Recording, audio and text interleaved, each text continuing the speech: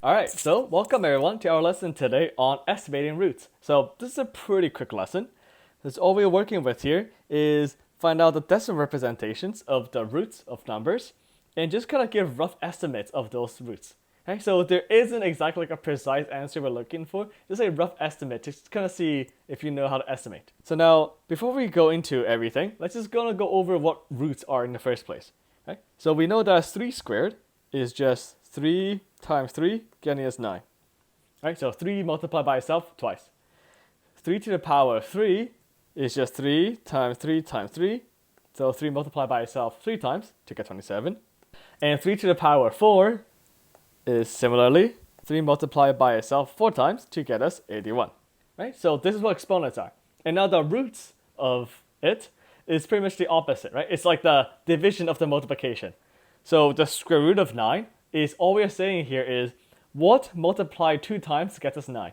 And as we can see, it's just 3. Right? The cube root, so we have a little 3 here. The cube root of 27 is just asking us what number multiplied 3 times gets us 27, which is again 3 as we can see. And lastly, we have the fourth root of 81. So what number multiplied by itself 4 times gets us 81, which you can see is also 3. Right? So another quick example we can do is we can say something like, what is the fourth root of 16? Right? So what number multiplied itself 4 times gets us 16? Right? And the answer is 2. Right? Because we can do 2 times 2 times 2 times 2. That gets us 16. So the fourth root of 16 is just 2. Right? So that's pretty much all there is to it with roots. Right? And just some quick definitions here. This right here is called a radical. If we see something with a root, that's what we call a radical. And now, this n number here, this little number is called an index, and this big number is called a radicand. So the index is pretty much telling us how many times are we multiplying a number to get the radicand. And radicand is the number we're working with, essentially. Right? And you might have seen here that with the square roots right here, right, there's no index here. Right? And if we do not have the index, we just assume it's 2.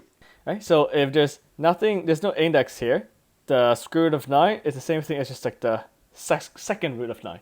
Right? We just don't write the 2 because we use this square root. We use the root so often that if we don't see it, it's probably just a square root. Okay? So with that being said, let's just estimate some numbers here. Because not all numbers can be square rooted properly or just rooted properly. A lot of the times, we get some pretty big ugly numbers. Right? For example, the square root of, say, 100 is just 10, right? Because 10 times 10 gets us 100. But if we have the square root of 101, well, there isn't exactly a perfect number for it. Right? Because we can definitely do, say, 11. We can try 11, right? But 11 squared is 121. So the square root of 101 is most likely somewhere in the middle, right?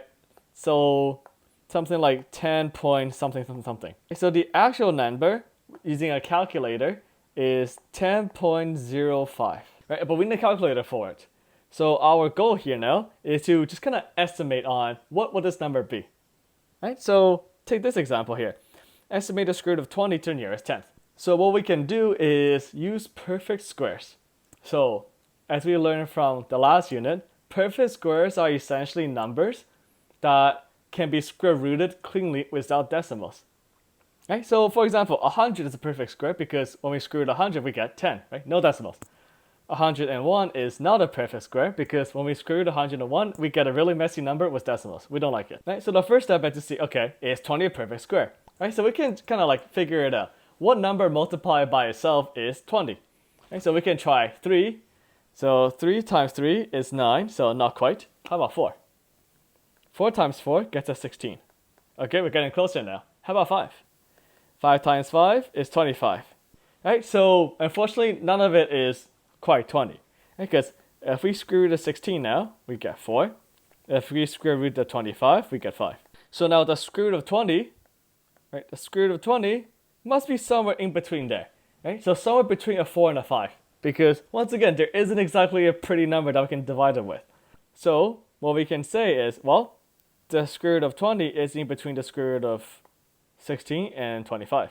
And we know the square root of 16 is 4. And we know the square root of 25 is 5. So it's somewhere between 4 and 5. And 20 is somewhere in the middle, right? It's right in the middle of 16 and 25. So we can just say, okay, well, if it's around the middle of root of 16 and root of 25, it's probably around, let's say, 4.5. Right? We're just saying that, oh, because it's around halfway between root 16 and root 25, which are 4 and 5, it should be somewhere in the middle of 4 and 5 as well. Right? And we just check on our calculator. Right? The actual number of root 20 is 4.472 blah blah. Right? It's a huge decimal, pretty ugly. Right? So pretty close. Like honestly, with all those questions, as long as they're close enough and show me how you get into the number, then it's fine. Right? So similarly, we can use the same approach as the cube root. So one number multiplied by itself 3 times, it gets us 20. Let's see. How about 2? 2 multiplied 3 times, it's 8. Okay. 3 multiplied 3 times is 27. Okay, we overshot it already. So this means that the cube root of 8 is 2. The cube root of 27 is 3. Which means that the cube root of 20 will be somewhere in between those two cube roots. So which means that it is in between 2 and 3. From here, we notice that 20 is closer to 27 than it is 8. So let's just say, so it's somewhere in between 2.5 and 3. Right? Because we know that 20 is closer to 27, or 20 is 7 away from 27, but it is 12 away from 8. So it will be a bit higher than 2.5.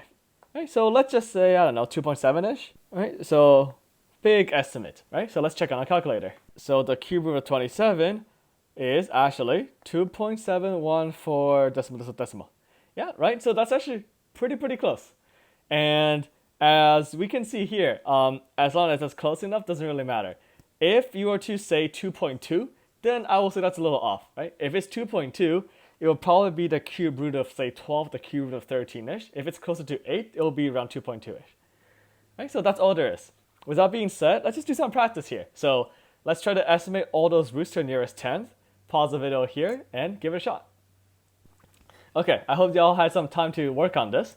Right? So let's start. Square root of 8. So once again, because there's no numbers here, we just assume it's the second root. So what number multiplied by 2 times is 8? Let's see, 2 times 2, 4, too low. 2 times 3, 9, too high. Okay, that was fast. So the square root of 4 is 2, the square root of 9 is 3. Okay, and we know that 8 is somewhere in between the 4 and the 9. So it's in between 2 and 3. Right, and from here, we notice that the square root of 8 is really close to square root of 9. So we can just say, okay, well, that's probably around 2.9-ish, right? Let's check. That's pretty close. The actual answer is 2.828 decimal, right? So again, pretty close. We don't need to be exact. Okay, next, the square root of 27. So again, 4 times 4 is 16, too low. 5 times 5 is 25. Oh, still too low.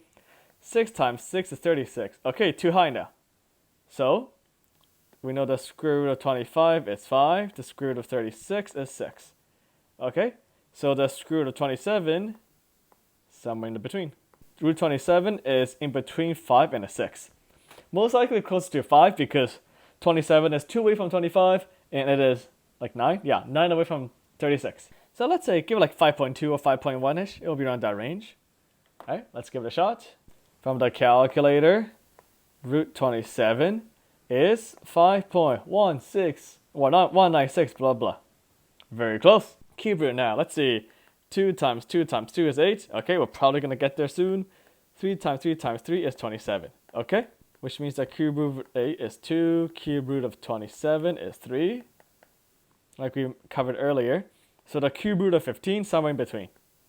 Right? Cube root of 8, cube root of 15, and the cube root of 27. So it's in between 2 and 27. Or 3, sorry. Okay. 15 is closer to 8 than it's close to 27. So it's between 2 and 2.5. So let's see. I don't know, 2.3 probably? 2.4? Let's guess 2.3. It's probably closer to 2.4, but let's check it out. Okay, so in the calculator, we actually get, so the cube root of 15 is 2.466, blah, blah. Again, that's actually pretty close, right? If it's 2.1, that's a little far, but honestly, 2.2, I will still take it, right? As long as we notice that it is closer to 8 than it is 27. So it's between 2 and 2.5. But it's probably not 2.1 because that will probably be cube root of 10 or cube root of 11. Okay, here's a big number now. Power 4. Okay, let's check. 2 times 2 times 2 times 2.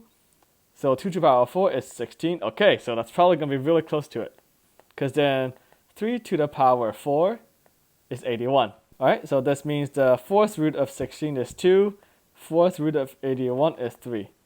Okay, which means that the fourth root of 17, somewhere in the middle there. So between the 2 and the 3, the question is asking us for the 10th. So we have to get as close as we can get to 2.1. Right? Because 17 is just 1 bigger than 16.